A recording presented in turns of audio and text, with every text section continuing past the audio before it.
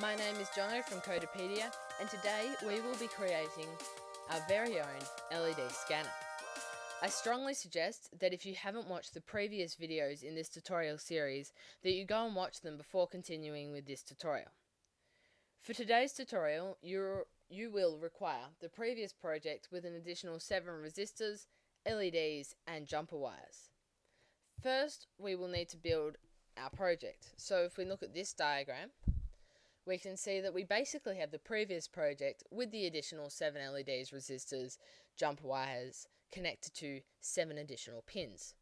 We also have the resistors all connected into one column so that we can have one jumper wire connecting to one ground pin on our Arduino board, making it far easier and neater to deal with when we're building it and using it.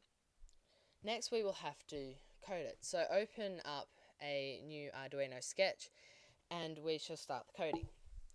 I will put this code in the code section of the Codepedia website, but I also suggest that you type it now as I explain what each part does. As we are quite familiar with, we have the initializing of our variables that we will be using. The first what we see is int LED count 8, which is a variable. In this case, we're stating how many pins we're connecting to the Arduino board, which is 8. Next, we have int LED pins brackets, then curly brackets 6 through to 13. This is new code for us and is called an array. You can think of an array as a list. In this case, this is a list of the pins that the LEDs are connected to. 6, 7, 8, 9, 10, 11, 12, 13. We will later use this array to make the LEDs turn on and off. Now we must type int LED delay is equal to 300, which is basically making a delay variable that we will use of 300 milliseconds. And then we've got a second LED delay of 100 milliseconds, so we can have two speeds on the two different ways the scan will scan. Next we have the void setup and some pretty daunting new code. You may think, oh my gosh, this is totally bizarre and hard to understand and confusing. Well, it may look that way, you're right, but we will break it down and you should hopefully understand it at the end of this tutorial, or within the next 2 minutes really. So we have what's called a for loop, and then we have 3 arguments. The first argument is known as it sets a variable, yet another variable, and is called the loop counter. We've set this LED, the name of the variable, to 0, which means the loop will start at 0. The second argument we have is called the terminating argument, which means the loop will then know where to stop.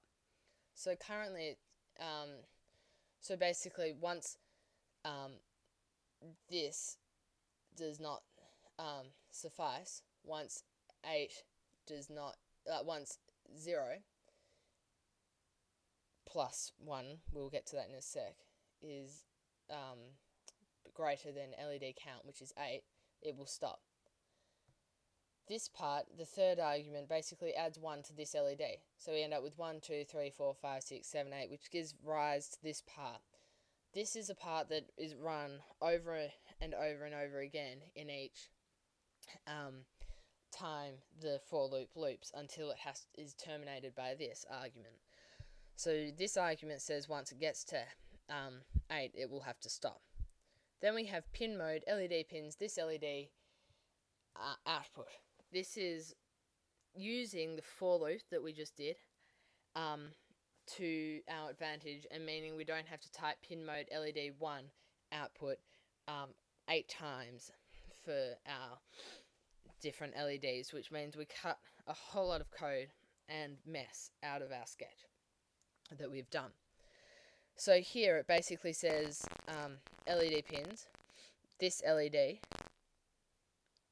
which you can almost have LED pins 0 output, 1 output, 2 output, 3 output. It keeps looping it over and over again until we have completed our the rest until we've made all 8 of our LEDs an output with their pins that they're connected to. This pin mode part is connected to the for loop. Next we have the void loop, which has another for loop in it, with one minor change, which is LED count -1, so instead of 8 we now have 7, and it runs the same way. We also have our first LED delay, which means we'll have a delay of 300 milliseconds between each of the LEDs when they scan up the first way. Then we have our second for loop, which makes it run back the other way, and hence we have a slightly different looking code. So instead of adding 1, we -1, and we have this LED is equal to 7, and when 7 is no longer greater than 0, it stops.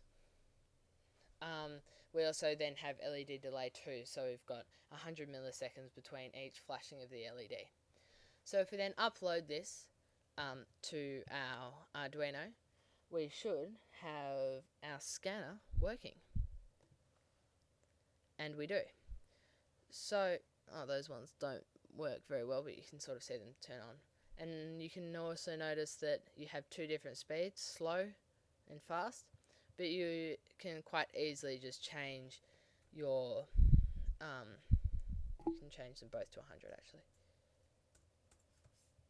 Make it quite fast scanning. Uploaded that, and it just goes back and forwards. And so we have created our second Arduino project, which is an LED scanner. I hope you like this video, and it is quite helpful. Please feel free to post any comments in the comments section, or send us an email through the Contact Us page on the Codepedia website. Thanks for watching. Don't forget to like and subscribe to Codepedia on YouTube, and follow us on Facebook, Twitter, and Instagram. Thanks for watching.